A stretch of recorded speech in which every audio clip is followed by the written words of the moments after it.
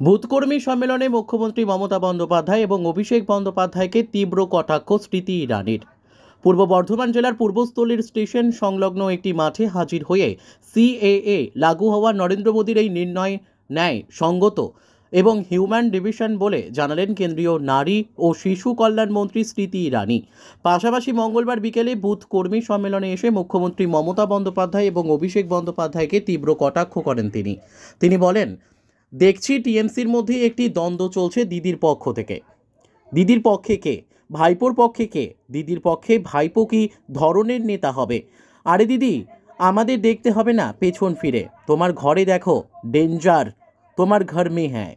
পাশাপাশি মহিলাদের উপর তৃণমূল নেতাদের অত্যাচার চালানোর বিষয়ে মুখ খুললেন স্মৃতি ইরানি। পাশাপাশি বলেন, মমতা বন্দ্যোপাধ্যায় সেই ইন্ডিয়ান গঠবন্ধনের নেতাদের সাথে হাত মেলান যারা নাকি সনাতন ধর্মকে অপমান করে। আর রামনবমীর আগে সেই মমতা বন্দ্যোপাধ্যায় রামনবমীকে পাবলিক হলিডে ঘোষণা করেন। ভোটের আগে ওনার এগুলি মনে পড়ে।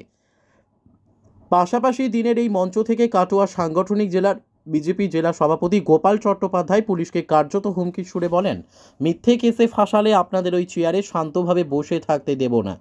কেন্দ্রীয় মন্ত্রী স্মৃতি ইরানি কর্মীদের উদ্দেশ্যে বার্তা দেওয়ার আগে পারুলিয়া বাজার এলাকায় এক কর্মীর বাড়িতে দুপুরের মধ্যাহ্ন ভোজন সারেন।